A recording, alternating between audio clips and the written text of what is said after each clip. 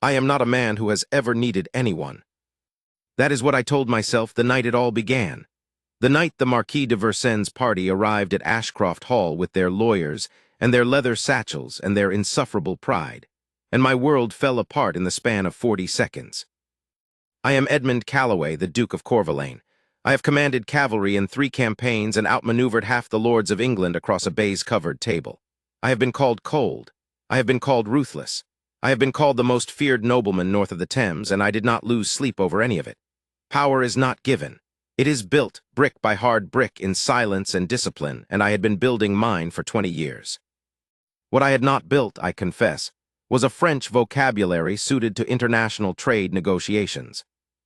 My translator was a man named Harwick, a reed-thin scholar I had hired from the Royal Academy for precisely this evening. The Marquis de Versailles represented a French shipping consortium that controlled 3 key southern ports. An alliance with him would add £40,000 a year to the Corvelane coffers and reopen a trade route that had been closed for 6 years. 6 years of negotiating. 6 years of letters, delays, the slow, grinding machinery of international commerce. Tonight was the night it was meant to close. Harwick had collapsed in the corridor outside the east drawing room 15 minutes before the Marquis arrived.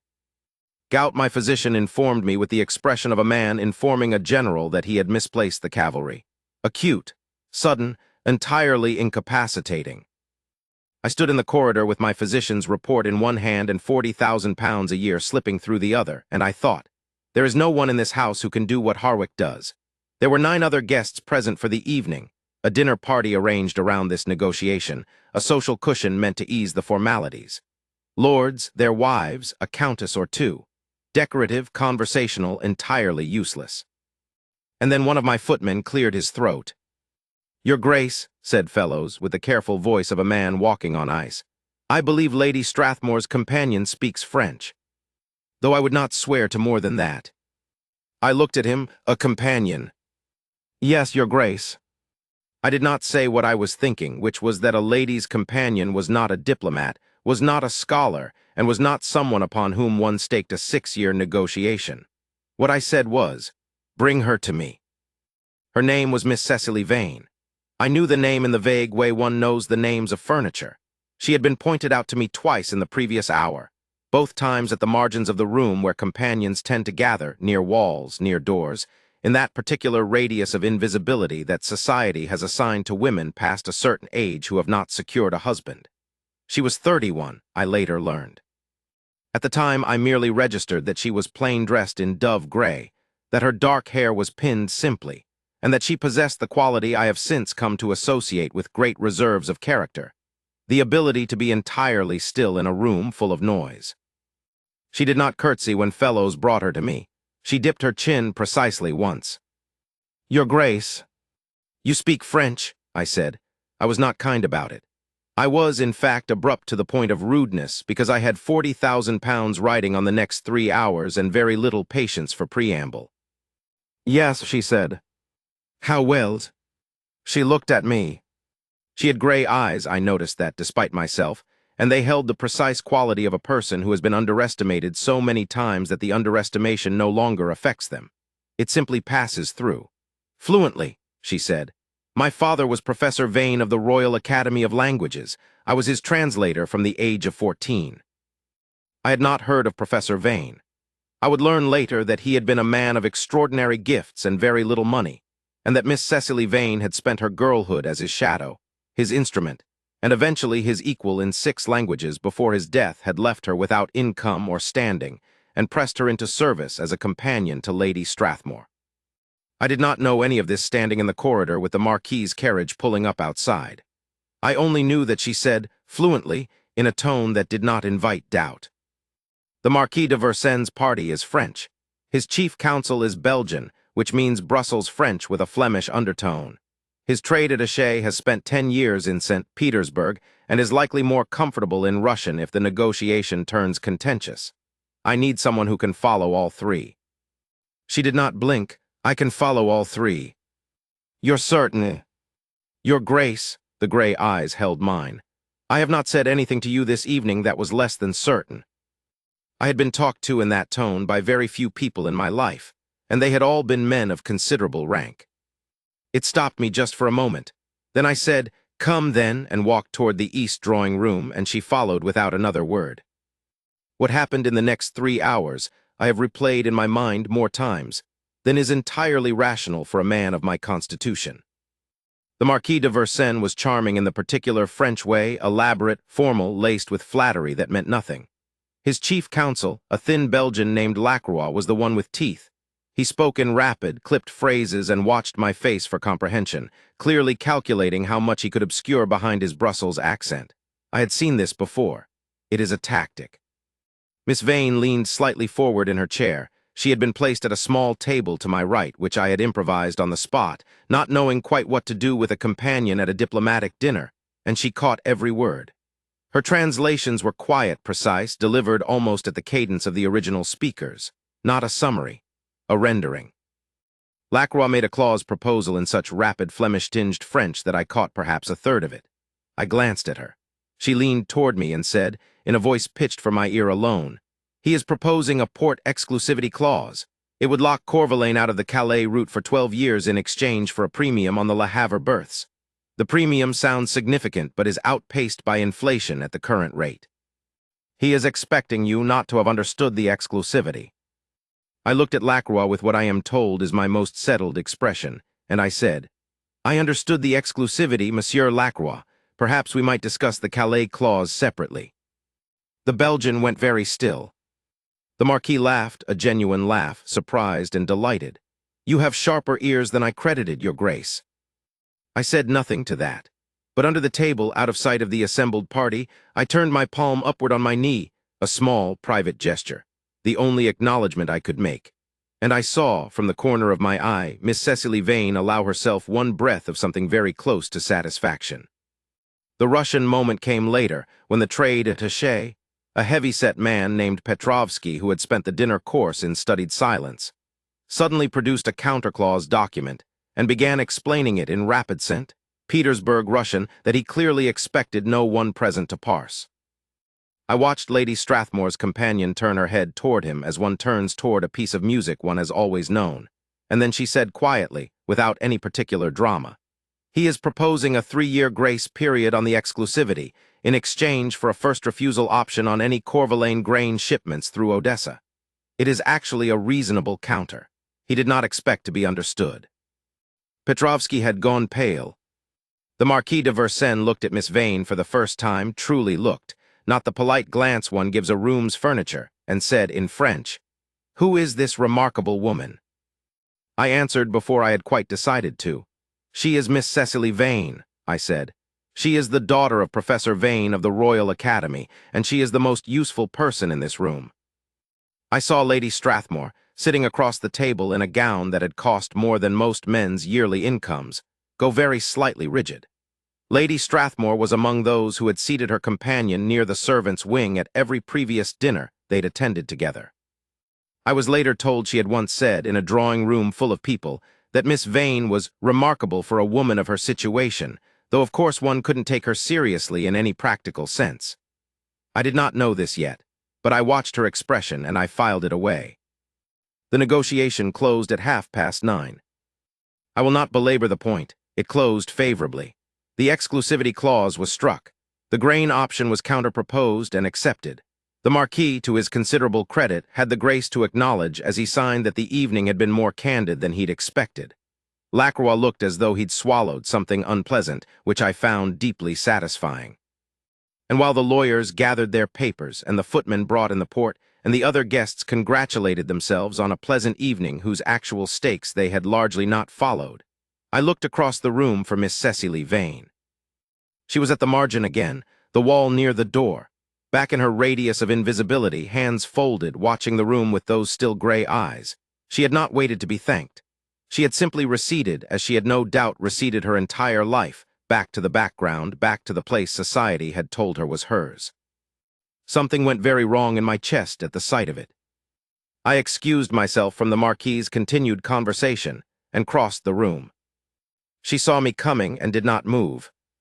She was not the kind of woman who fluttered or retreated. She stood her ground in that particular way of hers, perfectly still, perfectly contained. And when I reached her, she said simply, Congratulations on the negotiation, Your Grace. You saved it, I said. You conducted it, I translated. Miss Vane, I stopped. I was not accustomed to this kind of sentence, the kind that required me to give someone credit I did not know how to package without diminishing it. I was wrong, I said finally. When fellows told me about you, I assumed you would be adequate. You were extraordinary. There is a considerable difference, and I want you to know I understand it. Something shifted in her expression, just slightly, just for a moment, like a door opened and quickly remembered. Then it was still again. Thank you, Your Grace. Your father taught you. My father gave me the structure, she said. The rest was practice. How many languages? She considered. 7 that I would call fluent, 3 more that I can read with ease but would not stake a negotiation on without a day's preparation. 7 languages. I had stood in this room for 3 hours beside a woman of 7 languages, and I had been informed of her existence by a footman who said he believed she spoke French. Lady Strathmore had brought her to a diplomatic dinner as an accessory. The people of this room, many of whom considered themselves the finest minds of the English aristocracy, had spoken over and around and through her for an entire evening without once wondering what she might know. Who else is aware, I said, of the full extent of your abilities? She looked at me with those gray eyes, and there was something in them now, not bitterness, not entirely, but the long accumulated weight of not being seen. Very few, she said. Lady Strathmore knew my father's reputation when she hired me. She finds my reading habits reassuring. She has never asked what I read. I stayed where I was. The footmen were moving around us, the other guests were drifting toward the music room, and I was aware, distantly, that I was conducting a conversation that any observer would find puzzling, the Duke of Corvelane, standing in the margins of his own drawing room, speaking quietly to a lady's companion as though they were the only 2 people present. But I could not seem to move. I would like to speak with you further, I said. Not tonight. I have Lacroix to see out, and the Marquis has extended his expected departure by an hour, but tomorrow, if you are willing. I am Lady Strathmore's companion, she said. My availability is not entirely my own. I'll speak to Lady Strathmore. Something moved in her expression, a flicker of something complicated. Your Grace, I would ask that you not make my situation at Ashcroft Hall more difficult than it has already been this evening. I looked at her. Has it been made difficult? You called me the most useful person in the room, she said very quietly. In front of the Marquis de Versailles, his council, and 8 members of the English aristocracy, one of whom employs me. There are ways in which that is a kindness. There are other ways in which it makes tomorrow morning considerably less comfortable. I had not thought of that, and the fact that I had not thought of it, that I had said it instinctively, out of honesty, without once considering what it might cost her, struck me now as its own particular variety of self-indulgence. I had defended her standing in a room full of powerful people, and I had not paused to wonder what it meant for her once those people returned to their ordinary hierarchies. Forgive me, I said. I was not careful. No, she said, but you were honest. I'm not accustomed to both being possible at once. She dipped her chin, that precise, single motion, and returned to Lady Strathmore's side before I could answer. I watched her go. And I knew with the peculiar certainty that has always guided my better decisions that this woman was the single most remarkable person I had encountered in 15 years of negotiating rooms, and that I had almost missed her entirely because she had been placed next to the wall. I did not sleep that night. I spent the hours between midnight and 4 in the morning in my study, which I have done many times before without consequence. But this time, instead of trade documents, I found myself staring at the shelf of books above my desk. Languages, several of them, gifts and purchases over the years that I had acquired with vague intentions and never opened, and thinking about a woman who had taught herself 7 of them out of love for a father who could not keep a roof over their heads. Lady Strathmore's coach was scheduled to depart at 10 in the morning. I had fellows intercept her in the breakfast room at 8:30. What I said to Lady Strathmore I will not detail entirely here. Substance of it was this: that Miss Cecily Vane was a woman of extraordinary intellectual gifts, that I intended to offer her a position as my official diplomatic translator and language counsel at a salary appropriate to that standing, that I was aware this would leave Lady Strathmore inconvenienced, and I was prepared to assist her in finding a suitable replacement. and that I would appreciate Lady Strathmore's graciousness in releasing Miss Vane from her current engagement without making it painful. Lady Strathmore, to give her some credit, held herself together admirably for the first 2 minutes. Then she said, "Your Grace, surely you understand that a woman in Miss Vane's position, a companion, a spinster without name or connections, is not suited to an official role of that nature." I said she translated a 6-year negotiation into a closed agreement in 3 hours.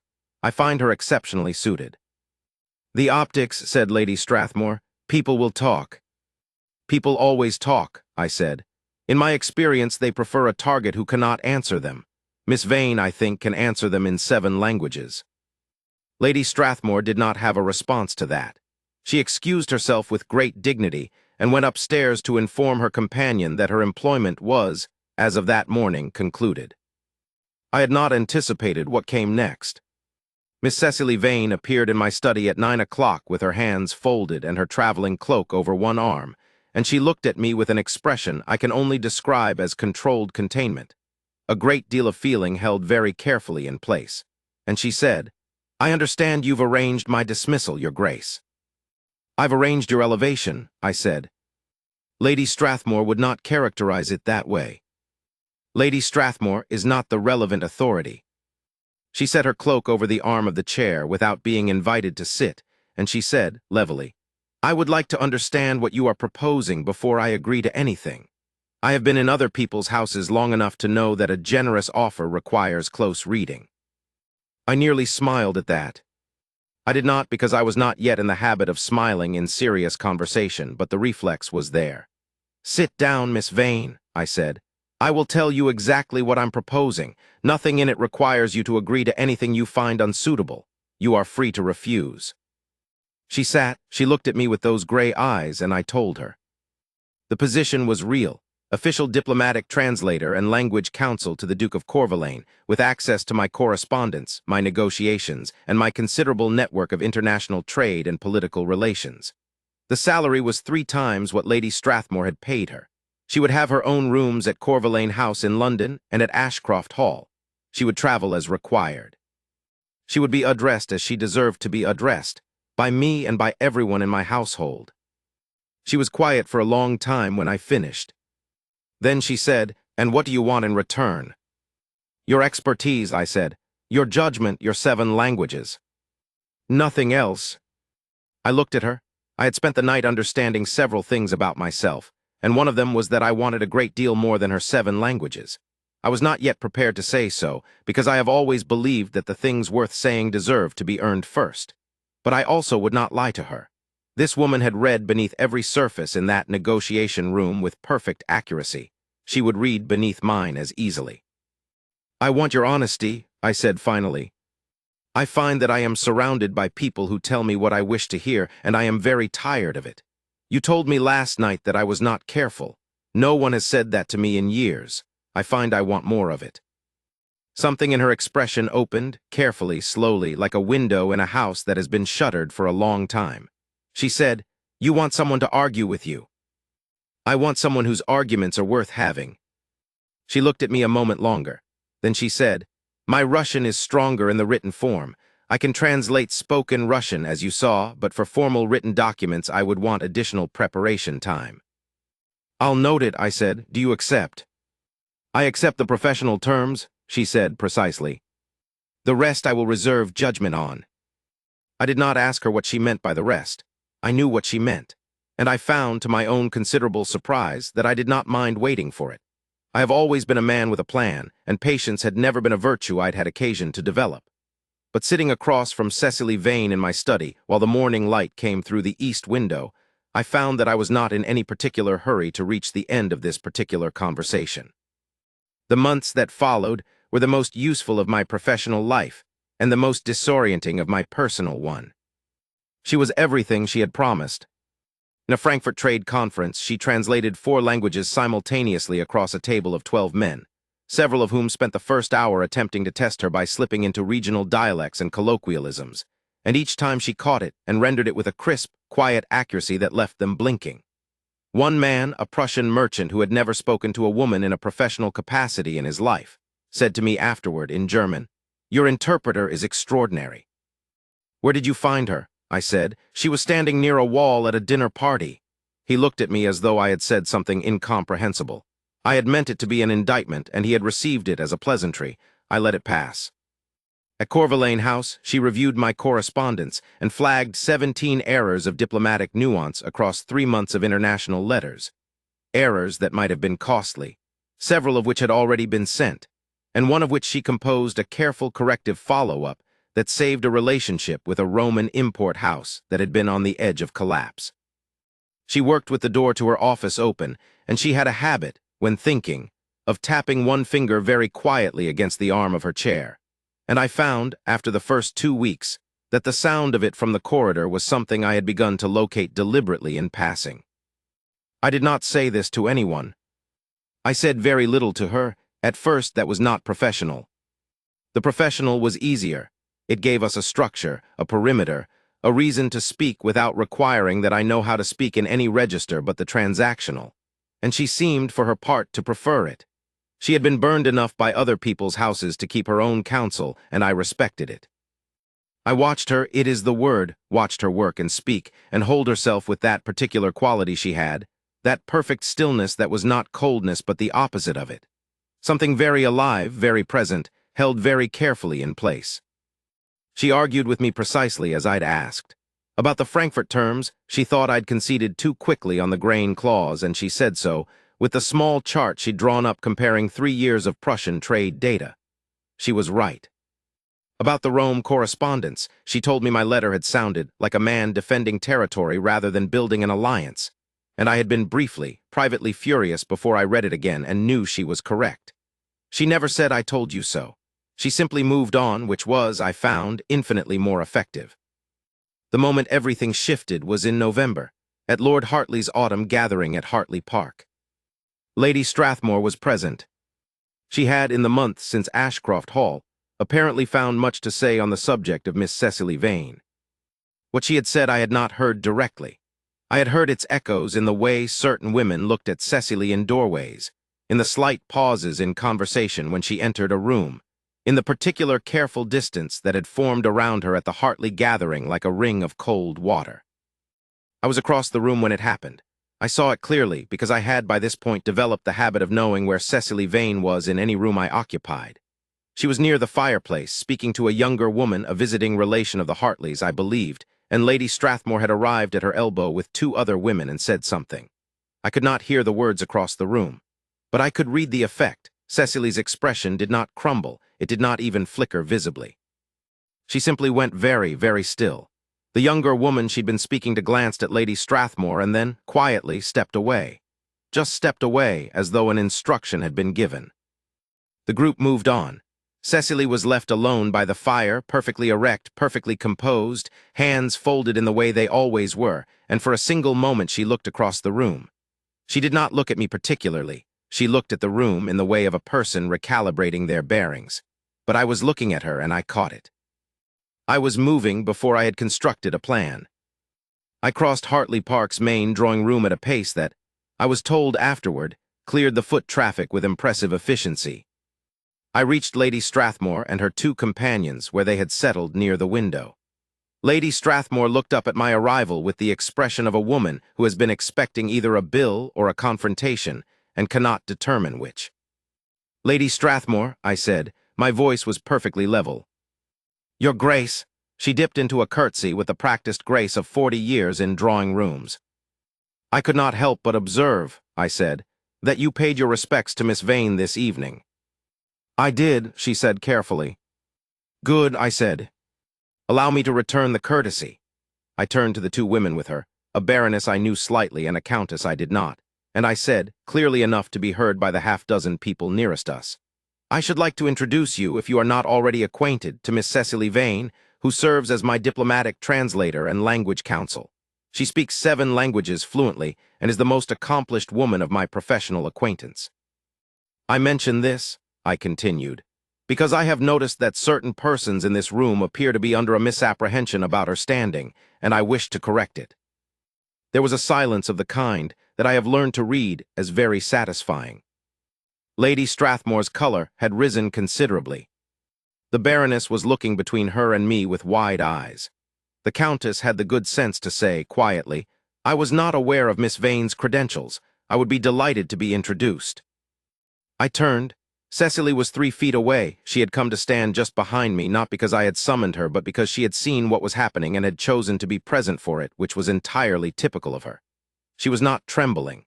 Her gray eyes were absolutely calm, but there was something in them, very deep, very held, that I had not seen before. "Miss Vane," said the Countess, and offered her hand. "Countess," said Cecily, and took it. The Baroness followed. Lady Strathmore, after a pause that lasted exactly long enough to make its own statement, offered the smallest possible inclination of her head. Cecily received it with perfect composure and gave nothing back. I stayed beside her for the rest of the evening. Not in a conspicuous way, or perhaps conspicuously. I confess I am not entirely objective on this point, but I was simply there, near her. When a conversation included her, I let it include her.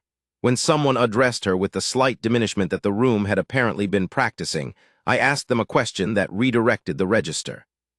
At one point, well into the evening, she leaned toward me slightly and said, very quietly, "You are behaving like a man defending territory rather than building an alliance." I looked at her. She looked back. There was something in those gray eyes now that had not been there in any negotiating room, something warm and dry and slightly, dangerously amused. She was quoting my own correspondence back at me. "You're right," I said. "I usually am."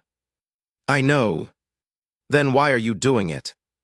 I considered several answers, and discarded each one for being incomplete. Finally I said, low enough for only her to hear, "Because Lady Strathmore said something to you near the fireplace, and you went still in the way you go still when something has cost you something, and I found I could not remain on the other side of the room about it." She was quiet for a moment. "Lady Strathmore told me," she said carefully, "that a spinster without name or connections makes for an unconvincing translator, regardless of what languages she happens to have memorized, and that I should expect to find myself without this position within the year, once you found someone more suitable." I said, "She is wrong. She is usually right about these things." "She was wrong about the Calais clause," I said. "She was wrong about you entirely from the first evening at Ashcroft Hall. She has a consistent pattern of error that I find I can document." Something moved in Cecily Vane's expression, the window opening again, a little wider this time and not rushing to close. She said, "Your Grace." "Edmund," I said. She looked at me. "My name is Edmund. I have been wanting to say so for approximately 4 months, and I am choosing now because I believe it is the relevant correction." I paused. "You have made it professionally clear to me 3 times in the past week that I was addressing the wrong matter, and you were correct each time. I am attempting to address the correct one." She said nothing, but the gray eyes held mine with a steadiness that was not formality.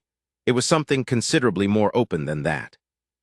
"I am asking," I said quietly, "whether you would be willing to alter the terms of our arrangement, not the professional terms, those I find entirely satisfactory as they stand.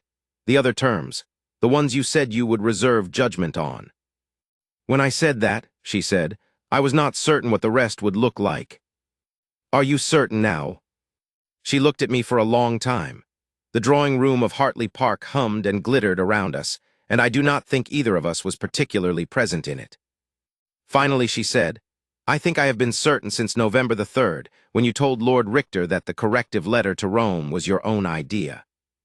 I was arrested by this. I didn't say it was my idea. "You didn't contradict him when he assumed it." "I should have." "You looked at me across the table," she said, "when he said it, only for a moment, but you did. And you looked." She paused, and I saw the contained quality in her face give way just slightly, the way it did when she was translating something that required real feeling to carry. "You looked as though it mattered that I knew you knew." I had not been aware of doing it, but I knew, hearing her say it, that it was true. "It mattered enormously," I said. She breathed once very carefully. Then she said, "Edmund." That was all, my name in her voice, spoken at last without the title, and I knew precisely what she meant by it. I knew it the way I know, at the close of a successful negotiation, that the terms have been agreed and everything that follows is ceremony. "Yes," I said, "exactly that." We were married the following March, at a church in London, in a ceremony that was widely reported in the society pages as the most unexpected match of the season. Several of those reports noted, with varying degrees of disapproval, that the Duchess of Corvelane was a woman of no great family, no fortune, and no particular claim to beauty by the standards of the day. They did not note because they did not know, or if they knew, could not quite bring themselves to write, that when a French diplomat made a remark at our wedding breakfast in an undertone that he clearly believed to be unheard, my wife turned to him and answered him in his own language, precisely and completely, and the table fell silent. That the Belgian consul, who had once attempted to outmaneuver me in the Calais clause, raised his glass to her across the room. That the Countess from Hartley Park sat in the third pew and smiled with what I took to be genuine feeling. Lady Strathmore was not present. She had declined the invitation in a letter that was very graciously worded and said nothing at all. I thought of Miss Cecily Vane standing near a wall at Ashcroft Hall, invisible, hands folded, entirely contained, and I thought of how close I had come to not crossing the room. Not the first time, not the second, not any of the times that counted. I had been a man who had never needed anyone, and I had very nearly conducted my life on that premise until it was too late. She will tell you if you ask her that she saved the negotiation. She is not wrong. What she will not say, because she does not say things she cannot document, is that she saved rather more than that. I have not needed her to say it. I have needed only to say it myself, and here, for the first time, I have. She speaks 7 languages, my Cecily. And in all 7 of them, in ways she has only recently begun to let herself say aloud, what she means is this: I am glad you crossed the room. So am I,